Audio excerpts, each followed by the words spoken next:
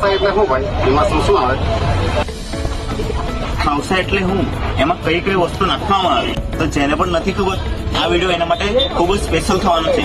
તો અંકલ આપણે બતાવી દઈએ કે ખાવસા કેવી રીતે બનાવવામાં આવે. ઓકે કાકા, હમણાં તમને બનાવીને બતાવી દઉં. પહેલા આવશે એમાં નૂડલ્સ,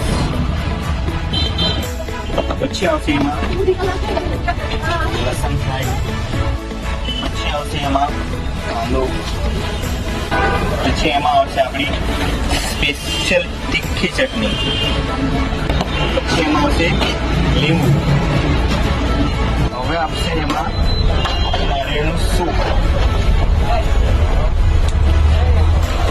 પછી આમાં આવશે આપણી પાપડી,